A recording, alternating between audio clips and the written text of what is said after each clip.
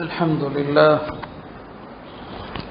نحمده ونستعينه ونستغفره ونؤمن به ونتوكل عليه ونعوذ بالله من شرور أنفسنا ومن سيئات أعمالنا من يهد الله فلا مضل له ومن يضلل فلا هادي له أشهد أن لا إله إلا الله وحده لا شريك له وأشهد أن سيدنا ونبينا ومولانا محمدا عبده ورسوله أرسله ربه بالحق بشيرا ونذيرا وداعيا إلى الله بإذنه وسراجا منيرا صلى الله تعالى عليه وعلى آله وصحبه وبارك وسلم تسليما كثيرا أما بعد فأعوذ بالله من الشيطان الرجيم بسم الله الرحمن الرحيم وقضينا إلى بني إسرائيل في الكتاب لتفسدن في الأرض مرتين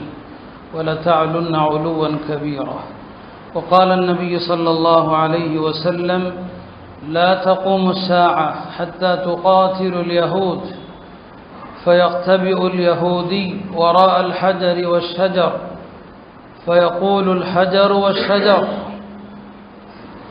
يا مسلم يا عبد الله هذا يهودي خلفي فتعال فاقتله إلا الغرقد أو كما قال صلى الله عليه وسلم.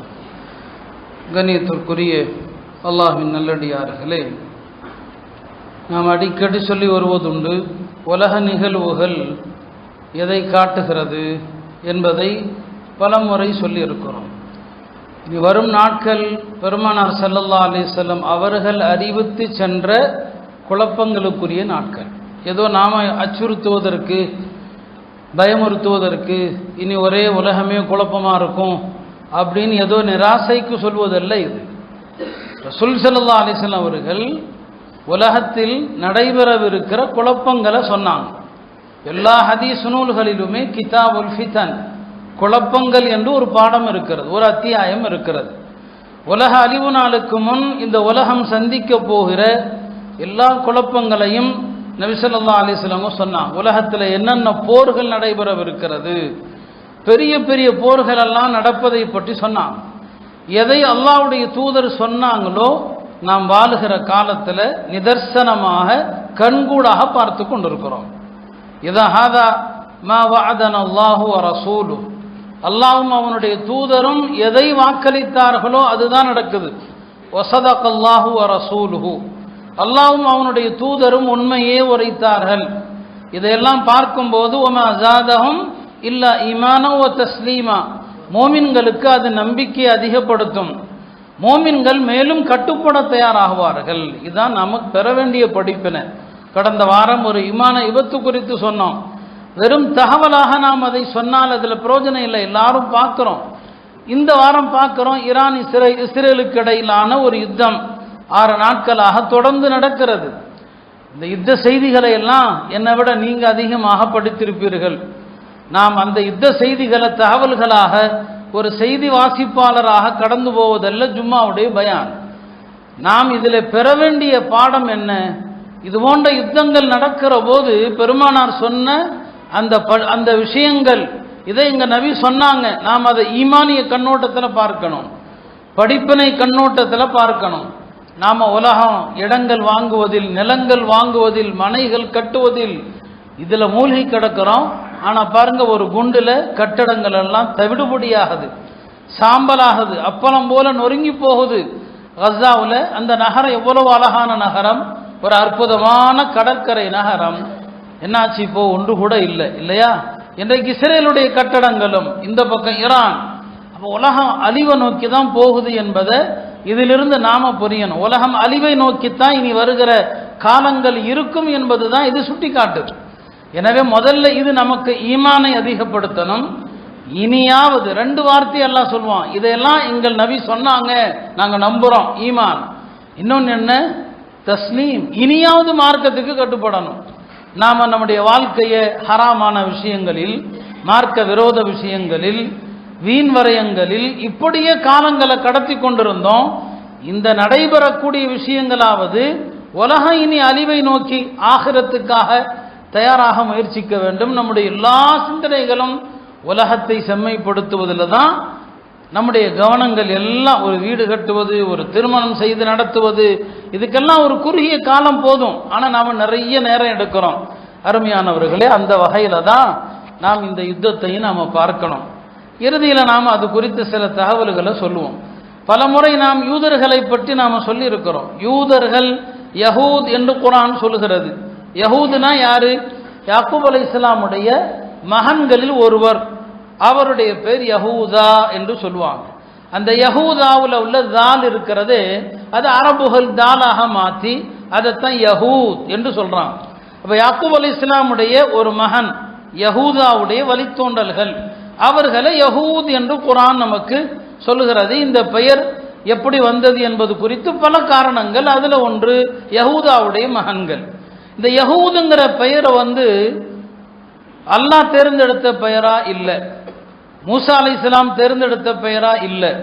எல்லா நபிமார்களும் தங்களுடைய சமுதாயத்திற்கு தேர்ந்தெடுத்த பெயர் முஸ்லிம். ஒவ்வொரு நபி வந்த காலத்தில் அந்த நபியினுடைய மார்க்கம் இஸ்லாம், அதை பின்பற்றுபவர்களுக்கு பேர் முஸ்லீம். இதைத்தான் குர்ஆன் சொல்லுது. மாகான இப்ராஹிம் யஹூதியன் வலா நஸ்ரானியா. இப்ராஹிம் அலைஹிஸ்ஸலாம் யூதராக இருந்ததில்லை, கிறிஸ்தவராக இருந்ததில்லை. வலாக்கின் கான ஹனீஃபன் முஸ்லிமா, முஸ்லிமா இருந்தாங்க. அப்போ இப்ராஹிம் அலைஹிஸ்ஸலாம் முஸ்லிம்னா இப்ராஹிம் அலைஹிஸ்ஸலாமுடைய வழித்தோன்றல்ல தான் யார் வர்றாங்க? இஸ்ஹாக் அலைஹிஸ்ஸலாம், யாக்கூப் அலைஹிஸ்ஸலாம், மூசா அலைஹிஸ்ஸலாம், இவங்க எல்லாம் முஸ்லிம்கள் தான். அல்லாஹ் தேர்ந்தெடுத்த பெயர் ஈமான் கொண்ட மக்களுக்கு முஸ்லீம். ஆனால் வெவ்வேறு காலகட்டங்களில் வேதங்களை திரித்தவர்கள் யூதர்களும் கிறிஸ்தவர்களும். அப்படி திரித்தவர்கள் தங்களுக்கு யஹூதுங்கிற பேரை அவங்க தங்களுக்கு தேர்ந்தெடுத்தாங்க. அது ஒரு நபருடைய வழித்தோன்றல்களுக்கு பெயர். இஸ்லாம் என்பது யாருடைய வழித்தோன்றலும் அல்ல. இஸ்லாம் என்பது அல்லாஹ்வுடைய புறத்திலிருந்து வந்ததை தவிர இன்னாருடைய வழித்தோன்றல்கள் அப்படிங்கிறதுக்கு இஸ்லாத்தில் இடமில்லை. இது அவங்க தேர்ந்தெடுத்ததான் யஹூத் என்பது. இந்த யூதர்களை பற்றி குர்ஆன் திருமறை பல இடங்களில் அவங்கள பற்றி சொல்லுது. அவங்க என்னென்ன குணமுடையவர்கள் என்பதை சொல்லுது. ஒரு ஆச்சரியம் என்ன, குர்ஆன்ல ஒரு குறிப்பிட்ட சமுதாயத்தை பெயர் சொல்லி சபிக்கப்பட்டிருக்குதுன்னு சொன்னா அது யூதர்கள் தான்.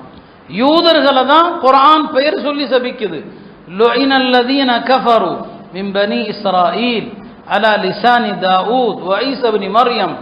பனு இஸ்ரவேலர்கள் சபிக்கப்பட்டாங்க தாவூத் அலைஹிஸ்ஸலாம் அவர்களாலும் ஈசா அலைஹிஸ்ஸலாம் அவர்களாலும் என்று நாம தினமும் ஓதுறோமே சூரா ஃபாத்திஹா. கைரில் மக்தூபி அலைஹிம், நபி ஸல்லல்லாஹு அலைஹி சொன்னாங்க, மக்தூபு அலைஹிம் என்றால் இறை கோபத்திற்குள்ளானவர்கள், இறை சாபத்திற்குள்ளானவர்கள். அவர்கள் யார்? ஹுமுல் யஹூத், அவர்கள் யூதர்கள்.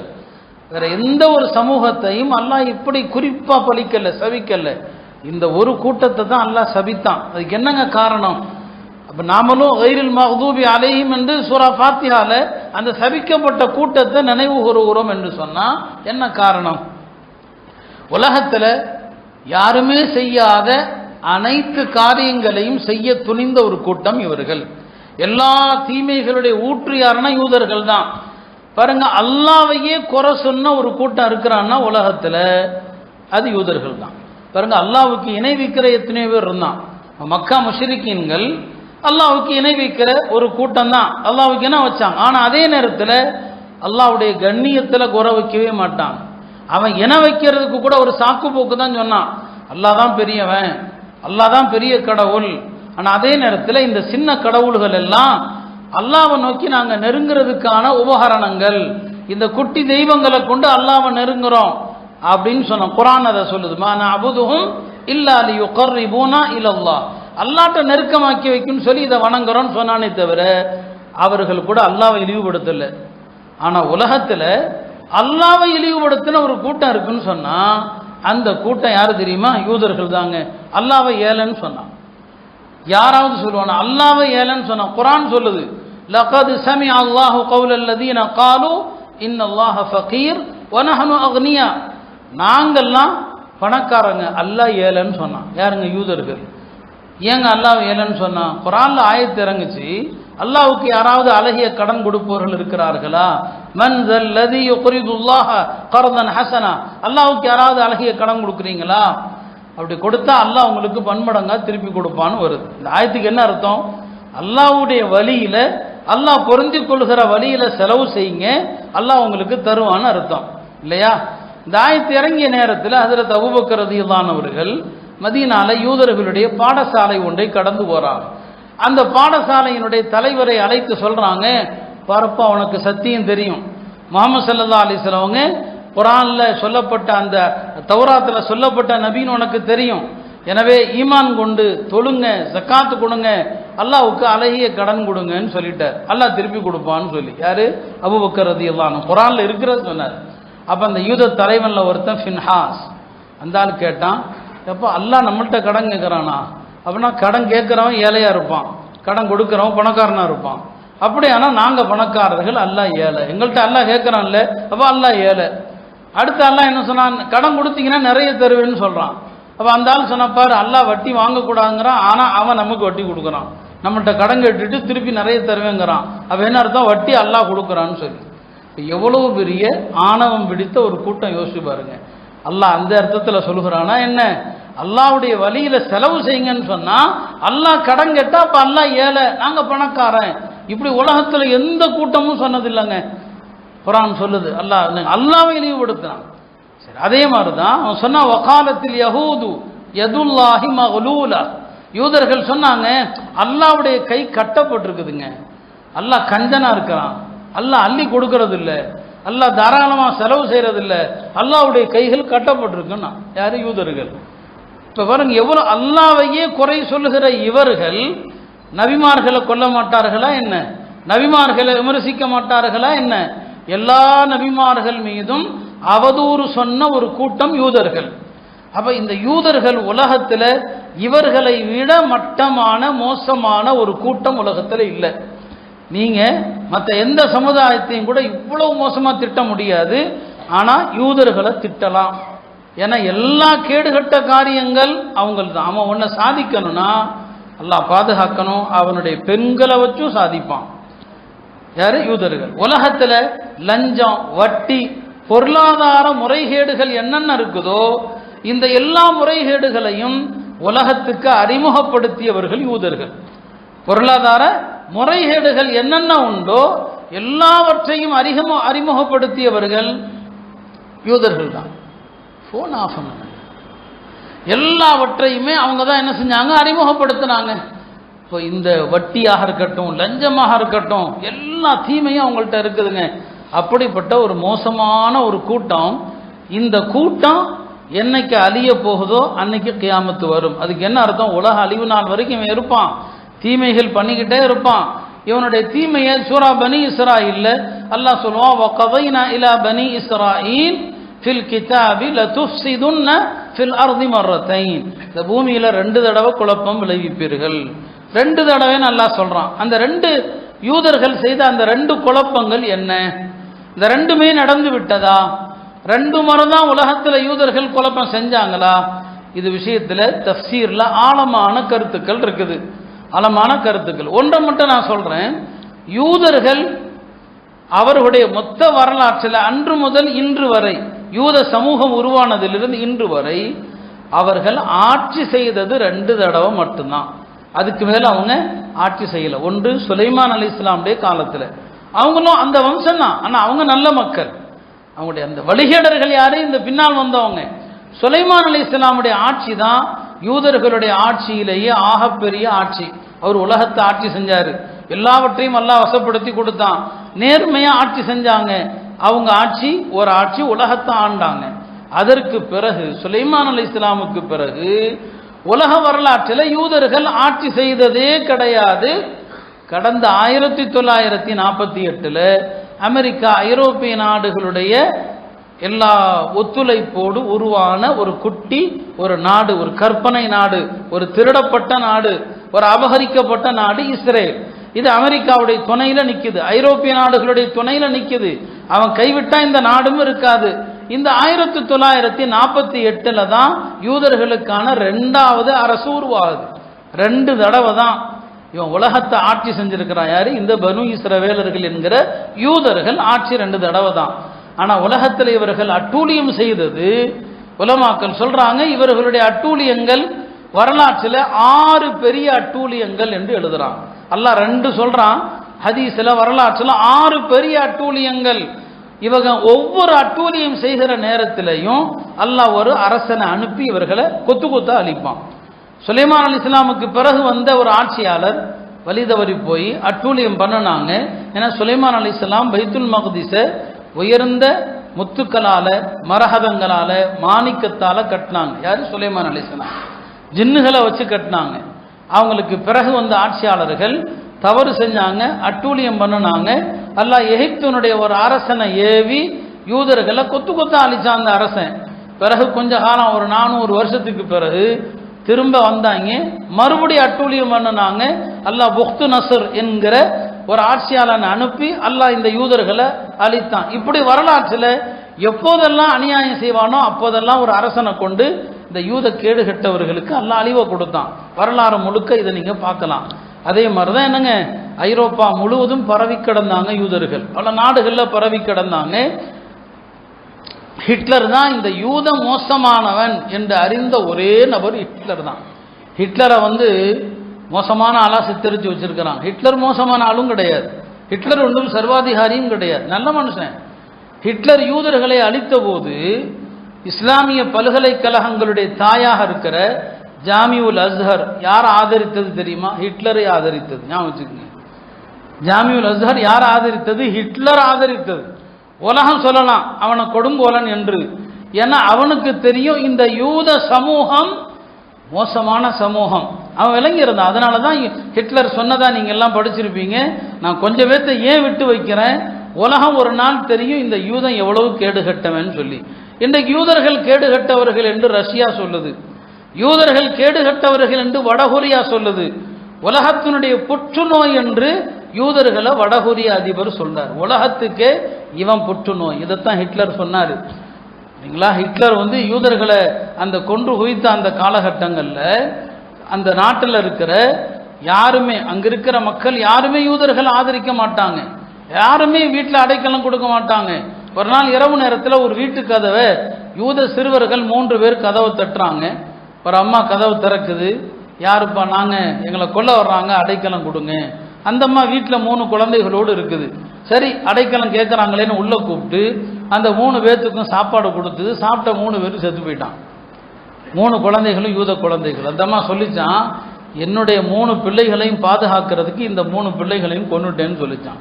யூதனை கொன்னாதான் எம்புள்ள உசுரோடு இருக்குன்னு சொல்லிச்சான். இது ஒரு கதையோ கற்பனையோ, அதான் நிஜம். யூதன் உயிரோடு இருந்தா யூதனிடத்துல வஃபா, வாக்குறுதியை காப்பாற்றுதல் அப்படிங்கிற ஒரு குணமே கிடையாது. உதவி செஞ்சவனையே அழிப்பான். குர்ஆன் அழகா சொல்லுது, அவ குல்லமா ஆஹது அஹதன் நபது, எந்த ஒப்பந்தம் செஞ்சாலும் மீறுவார்கள் யூதர்கள். அதனால தான் நீங்க பாருங்க, ரசூல் ஸல்லல்லாஹு அலைஹி வஸல்லம் ரஹ்மத்துல் லில் ஆலமீன் இல்லையா, பெருமானார் ஸல்லல்லாஹு அலைஹி வஸல்லம் கருணையின் உருவாங்க. எவ்வளவு இடையூறு செய்த மக்கா முஷ்ரிக்கீன்களை எல்லாம் மன்னிச்சாங்களே இல்லையா, உடம்புல குடலை தூக்கி போட்டாங்க, எல்லாத்தையும் மன்னித்தாங்க. நபி ஸல்லல்லாஹு அலைஹி வஸல்லம் வாழ்க்கையில ஒரு எதிரிய பழிவாங்கிற நேரத்தில் கடுமையாக தண்டித்தார்கள் அப்படின்னு சொன்னா அது யூதர்கள் பனு குறைதாவுடைய கூட்டத்தை தான். ஹிஜ்ரி 5ஆம் ஆண்டு மதீனாவில் வாழ்ந்து வந்த பனு குறைதா கூட்டம் ஒப்பந்தத்தை முறிச்சிட்டாங்க. நபி ஸல்லல்லாஹு அலைஹி வஸல்லம் கோட்டையை முற்றுகையிட்டு அவங்கள எல்லாம் வலிக்கு கொண்டு வந்தாங்க. இந்த யூதர்களை என்ன செய்யலாம் அப்படின்னு முடிவெடுக்கணும். நபி ஸல்லல்லாஹு அலைஹி வஸல்லம் அவங்க அந்த முடிவெடுக்கிற விஷயத்தை ஒரு சஹாபி சாத் இப்னு முஆத், அது ஒரு காரணம், ஒரு வரலாற்று பின்னணி, அவர்கிட்ட கொடுத்துட்டாங்க. அவர் அப்போ நோய்வாய்ப்பட்டு இருக்கிறாரு. ஹந்தக் போர்ல காயமடைந்து அவரால் வர முடியல. ஒரு குதிரையில, வெள்ளை குதிரையில ஏற்றி அவரை கொண்டு வரப்படுது. சாத் இப்னு முஆத் ரலியல்லாஹு அன்ஹு அவர்கள் குதிரையிலிருந்து இறங்கும் போது பெருமானார் ஸல்லல்லாஹு அலைஹி வஸல்லம் சொல்லுவாங்க, கூமு இலா சய்யிதிக்கும், உங்களுடைய தலைவர் வர்றாரு. அன்சாரிகளுக்கு சொன்னாங்க, அவரை போய் வரவேற்று அழைத்து வாருங்கள். பெருமானார் சொன்னாங்க, இந்த பனு குறைலா யூதர்களை என்ன பண்ணலாம், நீங்க தீர்ப்பு சொல்லுங்க. அவர் சொன்னார், யார சொல்லலாம், என்னுடைய தீர்ப்பு தான் இறுதியானதா? ஆமாம், நீங்கள் என்ன சொல்கிறீங்களோ அதுதான். இப்போ அவங்க சொன்னாங்க, யூதர்கள் எனக்கு நட்பு கூட்டம், இவங்க அறியாமை காலத்தில் எங்களோடு பழகிய கூட்டம் தான். ஆனால் இவர்களுடைய மோசடி எவ்வளோ துரோகம்னு சொன்னால், இவர்களில் பருவமடைந்த ஆண்களில் ஒரு நபரை கூட நீங்கள் விடக்கூடாது, எல்லாத்தையும் கொள்ளுங்க. பருவமடைந்தவர்களை பருவமடையாத சிறுவர்கள் பெண்களை விட்டுருங்க. பெருமானார் என்ன சொன்னாங்க தெரியுமா? லக்கத் ஹக்கம்த பைனஹும் பிஹுக்மில்லாஹ், நீர் அல்லாஹ்வுடைய தீர்ப்பை சொல்லி இருக்கிறீர், இதான் அல்லாஹ்வுடைய முடிவுன்னு சொல்லி யூத ஆண்கள் அத்தனை பேரும் நிறுத்தி கொல்லப்பட்டாங்க. வயது வந்தவனா இல்லையான்னு தெரியலன்னு சொன்னா அவருடைய மர்ம உறுப்புகளில் முடி இருக்குதா இல்லையான்னு பார்த்து கொல்லப்பட்டாங்க. இதெல்லாம் நமக்கு தெரியல, என்னடா இவ்வளவு கடுமையான்னு சொல்லி. இந்த யூதர்கள் அவ்வளவு மோசமானவங்க, அவ்வளவு மோசமானவர்கள். ஹிட்லர் செய்ததுன்னா அது அவருக்கும் தெரியும். அல்லாஹ்வுடைய தூதர் அப்படிதான் யூதர்கள் விஷயத்துல இரக்கமே காட்டக்கூடாதுன்னு சொல்லி முடிவெடுத்தாங்க. ஹைபர்ல யூதர்கள் இருந்தாங்க. பெருமானார் சரி கொஞ்ச காலத்துக்கு இருந்து தொலைன்னு சொன்னாங்க. எந்த முஸ்லிம் அங்க போனாலும் ஆபத்தோட தான் திரும்பி வருவார், கைய காலம் முறிச்சு விட்டுருவான். ஹஜ்ரத் உமருடைய காலத்துல எல்லா யூத பயல்களையும் அங்கிருந்து விரட்டினாங்க. வரலாறு முழுக்க துரோகம் துரோகம் துரோகம். இதான் இந்த யூதர்களுடைய ஒட்டுமொத்த வரலாறும் அதுதான். அப்ப 1948 பலஸ்தீன மக்களுடைய அந்த உடைமைகளை பறித்து சொந்த வீடுகள் நிலங்கள் எல்லாத்தையும் அவங்கள்ட்ட இருந்து திருடி அமெரிக்க ஐரோப்பிய நாடுகளுடைய தயவுல உருவான ஒரு திருட்டு நாடு தான் இஸ்ரேல். அவன் இந்த 70 வருட காலத்துல அந்த மக்களுக்கு செய்த அநியாயங்கள் அளவே கிடையாது. சொந்த நாட்டுல அகதிகளா அந்த மக்கள் இருந்தான், சொந்த நாட்டுல அகதிகள். பைத்துல் மக்திஸ்ல நிம்மதியா தொழ முடியாது. ஒரு ஜும்மா இன்னைக்கு சிறப்பா நடக்குமான்னு தெரியாது. ஏன்னா பல வாரங்கள் ஜும்மா முடிஞ்சா ஷூட்டிங் நடக்கும் எங்க பைத்துல் மக்திஸ்ல. அவ்வளவு அநியாயங்களை கட்டவிழ்த்து விட்ட ஒரு மோசடி கூட்டம் தான் இவர்கள். இவர்கள் உலகத்துக்கு நாங்கள் வெல்ல முடியாத சக்தி அப்படின்னு காட்டிக்கிட்டு இருந்தான். நாங்க வெல்ல முடியாத சக்தி, எங்க நாட்டில் எந்த ஏவுகணையும் வராது, எல்லாத்தையும் தடுத்து நிறுத்தக்கூடிய தடுப்பு ஏவுகணைகள் எங்கள்கிட்ட இருக்குது என்றெல்லாம் சொல்லிட்டு இருந்தான். இன்றைக்கு அதற்கு ஒரு பெரிய அடி விழுந்திருக்கிறது, பெரிய அடி. இன்றைக்கு ஈரானோட நாண போர். ஈரான் சித்தாந்த ரீதியாக நாம் அவர்களை ஆதரிக்க முடியாது. சித்தாந்த ரீதியாக நாம அஹ்லு சுன்னா, அவங்க அஹ்லு ஷியா. அவங்களுடைய கோட்பாடுகள் முற்றிலும் குர்ஆனுக்கு எதிரானது, ஹதீஸுக்கு எதிரானது. ஆனாலும் கூட ஒரு அசத்தியத்தை ஒரு தீய சக்தியை ஒருத்தன் அழிக்கிறான்னு சொன்னா நீதியின் அடிப்படையில் ஈரானுடைய செயல்பாடுகளை நம்ம ஆதரிக்கிறோம், ஈரானுடைய கொள்கை அல்ல. ஆனா அதே நேரத்தில் இந்த தீய சக்தியை உலகத்துல யார் அழிச்சாலும், ஒருவேளை இந்த இஸ்ரேலுங்கிற தீய சக்தியை இந்தியா அழிக்குதுன்னு வைங்க, ஒரு உதாரணத்திற்கு மோடி அழிக்கிறாருன்னு வைங்க, நாம் ஆதரிப்போம் அவரை. இந்த தீய சக்தியை உலகத்துல யார் அழிக்க முன் வந்தாலும் நீதி என்ற அடிப்படையில் இவர்கள் அழிக்கப்பட வேண்டியவர்கள் என்ற அடிப்படையில் அதை நாம் ஆதரிப்போம். அந்த அடிப்படையில் தான் இன்றைக்கு ஈரான் அந்த தடுப்பு எல்லாத்தையும் அயன்டோமை எல்லாம் உடைத்து கொண்டு இன்றைக்கு ஏவுகணைகளை தாக்குது. இஸ்ரேல்கிட்ட இருக்கிற அளவுக்கு பலம் வாய்ந்த ஆயுதங்கள் ஈரானிடத்தில் இல்லைதான். ஆனால் மற்ற இஸ்லாமிய நாடுகளோடு ஒப்பிட்டா அவர்கள் தரைப்படையிலும் சரி ஆயுத பலத்திலும் சரி மற்ற இஸ்லாமிய நாடுகளோடு ஒப்பிட்டா அவங்க வலிமையாக இருக்கிறான். ஆனால் மற்ற இஸ்லாமிய நாடுகள் குறிப்பாக அஹ்லு சுன்னாவுடைய கொள்கையில் இருப்பவர்கள் எந்த விதமான ஹிலாஃபத்து வீழ்ச்சிக்கு பிறகு ஒரு இராணுவ பலத்தை அதிகப்படுத்தவோ அல்லது ஒரு ஆயுத பலத்தை அதிகப்படுத்தவோ எதற்குமே முயற்சி செய்யாத மன்னர்கள், சுகபோகத்தில் மூழ்கிய மன்னர்கள் தான் இவர்கள் தான். என்னங்க, அவங்க தான் இந்த அரபு நாடுகளை ஆட்சி செய்கிறாங்க. எந்த விதமான ஒரு தடுப்பும் கிடையாது. பல இஸ்லாமிய நாடுகளில் கத்தர் இருக்குது, கத்தருக்கு ஒரு இராணுவமே கிடையாதுங்க, இராணுவமே இல்லை. ஒரு இராணுவமே இல்லாத நாடு இருக்கலாமா? அப்படின்னா கத்தர் நாட்டை பாதுகாக்கிறது யாரு? அமெரிக்க இராணுவம். அமெரிக்க இராணுவம் பாதுகாத்தா அப்புறம் அமெரிக்க அதிபருக்கு கத்தருடைய அதிபர் பெரிய விமானத்தை கொடுத்தாருன்னு எல்லாரும் பேசணும் இல்லையா? ஏன் கொடுக்க மாட்டாரு? அந்த நாட்டை பாதுகாக்கிறதே அமெரிக்க இராணுவம் பாதுகாக்குது. இதுதான் இஸ்லாமிய நாடுகளுடைய அவல நிலை. இந்த நிலையில தான் ஈரானுடைய இந்த தாக்குதலை நம்ம பார்க்கிறோம். அந்த நிலையிலிருந்து நம்ம ஆதரிக்க வேண்டிய சூழ்நிலையில் இருக்கிறோம். ஏன்னா இதுவாவது இப்ப கஸ்ஸா மக்களுக்கு ஓரளவுக்கு ஆறுதல் இந்த தாக்குதலால. இதுல இஸ்ரேல் அழிய வேண்டும், படுதோல்வி அடைய வேண்டும் என்றுதான் நம்ம அல்லாஹ்விடத்துல பிரார்த்திக்கணும். யூதர்களுடைய அழிவு என்பது கடைசி கட்டம் அந்த பாயிண்ட்டுக்கு தான் வர்றேன். உலக அழிவு நாளுடைய அடையாளங்களில் ஒன்று தான் யூதர்களுடைய அழிவு.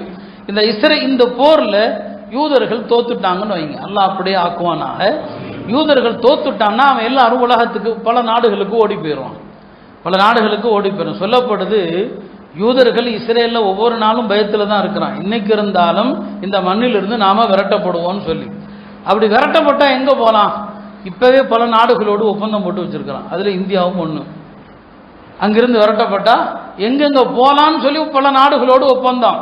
இந்தியாவும் அதுல ஒண்ணு. இங்க வந்தா பெரிய ஆபத்து நமக்கு. அவன் இப்பவே அதுக்கெல்லாம் ரெடியாக தான் இருக்கிறான். அங்கிருந்து அவர்கள் விரட்டப்படுவாங்க. அது கியாமத்துக்கு முன்னால் நடக்கும். இஸ்ரேலிலிருந்து அவர்கள் விரட்டப்பட்டு பைத்துல் மக்திஸ் வெற்றி கொள்ளப்பட்ட பிறகு கியாமத்துடைய நெருக்கம், கியாமத்தினால் நெருங்கி வரக்கூடிய நேரத்தில் பல அடையாளங்கள், மஹதி வருவாங்க, ஈசா அலைஹிஸ்ஸலாம் வருவாங்க, கடைசியில் தஜ்ஜாலும் வருவான். அந்த தஜ்ஜால் வரக்கூடிய நேரத்தில் இந்த யூதர்கள் எல்லாருமே இஸ்பஹான்கிற ஒரு நகரத்தில் தான் ஒன்று சேர்ந்திருப்பான். இஸ்பஹான்கிற ஒரு ஊரில் ஒன்று சேர்ந்திருப்பான். தஜ்ஜால் வரும்போது இந்த யூதர்கள் எல்லாம் அவனுடைய அணியில் போய் சேர்ந்துக்குவான். தஜ்ஜாலை பின்பற்றக்கூடியவர்கள் 2 பேருன்னு சொன்னாங்க நபி ஸல்லல்லாஹு அலைஹி வஸல்லம். ஒரு ஹதீஸில் சொன்னாங்க, தஜ்ஜால் வருவான், மதீனாவுக்கு பக்கத்தில் இருக்கிற மர்ரு கனாத் என்ற ஒரு இடத்திற்கு வருவான். தஜ்ஜால் வருவான், வஹது மலையிலையும் ஏறுவான். ஆனால் மதீனாவை சுற்றி மலக்குகளாக நிற்பாங்க. அவனால் மதீனா மண்ணை என்ன செய்ய முடியாது, தொட முடியாது. அப்போ மதீனாவில் 3 முறை நிலநடுக்கம், பூமி அப்படியே குலுங்கும், 3 தடவை குலுங்கும். அந்த குலுக்கத்தில் 3 தடவை ஏற்படுகிற நிலநடுக்கத்தில் மதீனாவில் இருக்கிற முனாஃபிக்குகள், ஆண்கள் பெண்கள், பாவிகள் ஆண்கள் பெண்கள் எல்லாரும் மதீனா விட்டு வெளியே போய் தஜ்ஜாலோடு சேர்ந்துக்குவான். அதில் அதிகமாக யார் போவாங்கன்னா பெண்கள் தான் போவாங்களாம். ஞாபகம் வச்சுக்கோங்க, தஜ்ஜாலை பின்பற்றக்கூடிய கூட்டம் யாருன்னா பெண்கள் தானா. அப்போ ஒவ்வொரு ஆணுமே தான் வீட்டுக்கு ஓடி போய், ஹதீஸ் முஸ்னத் அஹமதுல வருது, ஒவ்வொரு ஆணும் வீட்டுக்கு போய் தான் மனைவி, தன்னுடைய தாய், தன்னுடைய மகள், தன்னுடைய சகோதரி, தன்னுடைய மாமி எல்லாத்தையும் கைத்தால வீட்டுக்குள்ளே கட்டி வச்சிருவானா. ஏன்னா விட்டா இவளுக்கு எல்லாரும் தஜ்ஜால் பின்னால் போயிடுவாங்க. ஏன்னா பெண்கள் தஜ்ஜாலிய குழப்பத்துக்கு பின்னால் போக தான் தயாராக இருக்கு. இன்றைய சமூக வலைத்தளங்களில் பாருங்க, முஸ்லீம் பெண்கள் இந்த தஜ்ஜாலிய ஃபித்னாவுக்கு பின்னால் தானே நிற்கிறாங்க. முஸ்லீம் பெண்கள் வெக்கத்தை விட்டுட்டு இஸ்லாமிய கண்ணியத்தையும் கௌரவத்தையும் மானத்தில் பறக்க விட்டு என்னென்ன செஞ்சிட்டு இருக்கிறாங்க. எனக்கு பொது வெளியில் முஸ்லீம் பெண்களுடைய கலாச்சாரத்தை பாருங்க. அப்போ இந்த ஹதீஸில் அதை தான் சொன்னாங்க, தஜ்ஜால் வரும்போது பெண்கள் பெருங்கூட்டமாக போயிடுவாங்க, ஒவ்வொரு ஆணும் தான் வீட்டு பெண்களை வீட்டில் கட்டி போட்டு வச்சிருப்பான்னு சொன்னாங்க. அப்போ அந்த காலகட்டம் வரும், தஜ்ஜால் வரும்போது அவன் மதீனாவுக்குள்ளே போக முடியாது. அங்கிருந்து தன்னுடைய சகாக்களோடு வரும்போது தான் யூதர்கள் அவனோடு சேர்ந்துக்குவாங்க. தஜ்ஜாலை எதிர்த்து ஈசா அலைஹிஸ்ஸலாம் போர் செய்வாங்க. அந்த காலகட்டத்தில் நடக்குமா இது? இந்த ஹதீஸில் சொல்லப்பட்டது, பெருமானார் சொன்னாங்க, லா தகூமு ஸாஅ, கியாம நாள் வராது, எது வரைக்கும் ஹத்தா துகாத்திலுல் யஹூத், நீங்கள் யூதர்களோடு போர் செய்வீங்க. உடனே ஃபயஹ்தபிஉல் யஹூதி வரா அல் ஹஜரி வஷ்ஷஜர், ஒரு மரத்துக்கு பின்னால, பாறைகளுக்கு பின்னால யூதம் ஒளிஞ்சுக்குவான். அந்த பாறைகளையும் மரங்களும் பேசும். பாருங்க, உலகத்தில் உள்ள படைப்புகள் எல்லாம் யூதனை வெறுக்குது, மரங்கள் வெறுக்குது, பாறைகள் வெறுக்குது. அப்படியானா அவன் எவ்வளவு கேடுகட்ட சமுதாயமா இருப்பான். அந்த பாறைகள் எல்லாம் மரங்கள் எல்லாம் முஸ்லிம்களை கூப்பிடுமா, யா முஸ்லீம், முஸ்லிமே, யா அப்துல்லா, அல்லாஹ்வுடைய அடியாரே, ஹாதா யஹூதியுன் கல்வி, எனக்கு பின்னால் அந்த யூத போய் உட்கார்ந்துருக்கான், தஆல் ஃபக்துல்ஹு, வந்து அவனை கொல்லுன்னு சொல்லும். எல்லாமே உலகத்தில் உள்ள எல்லாமே அவனுக்கு எதிராக சாட்சி சொல்லும், ஒரு மரத்தை தவிரன்னு சொன்னாங்க. கர்கத், கர்கத் என்று சொன்னா தமிழில் உடைமரம்னு சொல்லுவாங்க. அது முட்புதர்கள் நிறைந்த ஒரு மரம், மேலே அப்படி குடம் மாதிரி விரிஞ்சு இருக்கும் அந்த மரம். இன்னைக்கும் பலஸ்தீனத்தில் அபகரிக்கப்பட்ட அந்த இஸ்ரேலுங்கிற திருட்டு நாட்டில் அவன் நிறைய இந்த மரத்தை நட்டி வச்சிருக்கிறான். ஏன்னா அவனை பாதுகாக்கிற மரம் இது என்று அவனுக்கு தெரியுது. இந்த ஹதீஸை அவனும் நம்புறான். மரம் இங்கே குடம் மாதிரி விரிஞ்சு நிற்கிற ஒரு மரம், அந்த மரம் தான் பாதுகாக்கும், மற்ற எல்லாமே அவனுக்கு எதிராக சாட்சி சொல்லும். மொத்தமாக யூதம் அழிக்கப்பட்ட பிறகுதான் அப்புறம் ஈசா அலைஹிஸ்ஸலாம் இறப்பாங்க. இந்த உலக அழிவு நாள் அதுக்கப்புறம் தான் வரும். அப்போ யூதர்களுடைய அழிவு தான் உலகமும் கடைசியில் முடிவுக்கு வருவதற்கான பெரிய அடையாளங்கள்ல அதுவும் ஒன்று. அந்த யூதர்களுக்கான அழிவுங்கிறத ஆரம்பித்து விட்டது. இந்த போர் அது கடைசியில் எங்கே போய் முடியும் நமக்கு தெரியாது, உலக போராக மாறுமா என்று தெரியாது. ஆனால் இது யூதர்களுடைய ஒரு அழிவின் அடையாளம் என்பது ஹமாஸுடனான போர் ஆரம்பிக்கும் போதே நான் பயானில் சொல்லியிருக்கிறேன். யூதர்களுக்கான அழிவு தான் இது. அவன் இவ்வளவு ஆயுதங்களை கொண்டு வந்து குவித்தும் கூட ஹமாஸ் படை வீரர்களை அவனால் ஒன்றுமே செய்ய முடியல. சில தலைவர்களை கொன்னான், அவங்க அமைச்சிருக்கிற அந்த சுரங்க பாதைக்குள்ள அவனால் உள்ள நெருங்க முடியல. அவன் தரைப்படையில் போய் மோதுனான்னு சொன்னால் ஒரு யூதம் கூட உசுரோடு இருக்க மாட்டான். தரை மோதுதல் எல்லாம் வான்வழி தாக்குதல், அது கோழைத்தனம், அது வான்வழி தாக்குதல் தானே தவிர நேரடியாக முஸ்லீம் படைகளோடு அவங்க மோதுனாங்கன்னா ஒரு யூத இராணுவத்தில் ஒருத்தம் கூட உசுரோடு இருக்க மாட்டான். அந்த அளவுக்கு அந்த மக்கள் இன்றைக்கும் அவங்க வலிமையோடு தான் இருக்கிறாங்க. இப்போ ஈரானுடனான ஒரு தேவையில்லாத தாக்குதலை ஆரம்பித்து விட்டு அவனுக்கு தெரியல, ஈரானுடைய ராஜதந்திரத்தையும் பாராட்டி தான் ஆகணும். இவர்கள் எங்க குண்டுமலை பொழிஞ்சாங்களோ இஸ்ரேல் என்ன நினச்சிக்கிட்டான்னு சொன்னால் அவர்களுடைய அணு ஏவுகணைகளை தாக்கிட்டதாக. ஆனால் அவன் பொம்மையாக சில ஏவுகணைகளை தயாரித்து வச்சிருக்கிறான். அது உண்மையான ஏவுகணை இல்லை. இவன் அந்த இடத்துல கொண்டு போட்டு அதை அழிச்சிட்டோன்னு நினச்சிக்கிட்டான், எல்லாத்தையும் முடிச்சிட்டோன்னு சொல்லி. அப்போது ஒரு இஸ்லாமிய அரசுக்கு ராஜதந்திரங்களும் தேவை. பெருமானார் ஸல்லல்லாஹு அலைஹி வஸல்லம் அவர்களும் ஒரு மிகச்சிறந்த ராஜதந்திரியாகத்தான் இருந்தாங்க. அது இன்றைய இஸ்லாமிய நாட்டை ஈரானை தவிர வேறு யாரும் இல்லை. அதான் பெரிய கைசேதம். நம்ம சித்தாந்த ரீதியாக அவனுடைய கொள்கைகள் நமக்கு உசிதமானதல்ல, நாம் அதை ஆதரிக்கவும் முடியாது. ஆனாலும் இந்த போரில் யூதர்கள் படுதோல்வி அடைய வேண்டும், அதற்கான அறிகுறிகள் எல்லாமே ஆரம்பித்து விட்டது. இனி அவர்களுக்கான தேனிலவு காலம் என்பது முடிஞ்சிருச்சு. இதுவரைக்கும் அவன் ஆடிய ஆட்டம் அல்லாஹ் சொன்னான் இல்லையா, 2 தடவை குழப்பம் விளைவிப்பேன்னு சொல்லி. அதுக்கப்புறம் உங்களை அழிக்கிறதுக்கான சக்தி வரும். சூரா பனு இஸ்ராயிலுடைய சுப்ஹானல்லதி அஸ்ரா பி அப்தி, அதில் உள்ள ஒரு பக்கத்தினுடைய மொழிபெயர்ப்பை எடுத்து படிச்சு பாருங்க. அந்த சூறாவுடைய கடைசி பக்கத்தை படிச்சு பாருங்க. இன்னைக்கு என்ன நடக்குதோ அதெல்லாம் வருது. அல்லாஹ்வே சொல்றான், கடைசியில் இவங்களுக்கு எப்படி அழிவு வரும், எல்லாத்தையும் கொண்டு போய் மொத்தமாக அங்கே வைப்போம். எங்கே இஸ்ரேலில் ஃபைதா ஜாஅ வஅதுல் ஆஹிரா ஜினா பிக்கும் லஃபீஃபா, எல்லாத்தையும் மொத்தமாக கொண்டு வந்து வச்சா தானே மொத்தமாக அழிக்கலாம். மொத்த அழிவு யூதர்களுக்கு வரப்போவது தான் இதை காட்டுகிறது. எனவே அருமையானவர்களே, உலகத்தில் இனி குழப்பங்கள், பெரிய பெரிய யுத்தங்கள், அறிகுறிகளுடைய காலம் இது. நாம் எல்லா விஷயங்களையும் ஒரு செய்தியாக தகவலாக பார்க்காம நாம் இதையெல்லாம் அருமைக்கு தயாரிப்பாக தான் பார்க்கணும். யாருக்கு எப்போ என்ன நடக்கும், எந்த நேரத்தில் யாருக்கு எந்த ரூபத்தில் மரணம் வரும் தெரியாது இல்லையா. இப்போ ஈரானில் தாக்கப்பட்ட அந்த இதில் 38 விஞ்ஞானிகள் என்று நினைக்கிறேன், அவங்க மௌத்தாயிட்டாங்க. இப்போ இப்படியான ஒரு மரணம் வரும் என்று அவர்கள் எண்ணி இருப்பார்களா? இப்படி தான் உலகம் முழுக்க எங்கே என்ன நடக்க போகுதுகிறது என்று தெரியாத ஒரு காலத்தில் இருக்கிறோம். இனியும் நம்முடைய எல்லா முயற்சிகள், முனைப்புகள், வியாபாரம், உலகம், கட்டடம், நிக்காக என்கிற இதிலே இல்லாமல் நம்முடைய சிந்தனைகளை மாற்றுவது, அல்லாஹ் ஒரு ரசூல் வாக்களித்த எல்லாமே கியாமத்துக்கு முன்னால் நடக்க போகுது. மஹ்தி அலைஹிஸ்ஸலாம் விரைவில் வரக்கூடிய காலம் நெருங்கிடுச்சு. அல்லாஹ் நம்மை எல்லா குழப்பங்களிலிருந்தும் ஃபித்னாக்களிலிருந்தும் பாதுகாப்பானாக. யூதர்களுடைய அழிவை நம் கண்முன்னால் அல்லாஹ் காட்டுவானாக.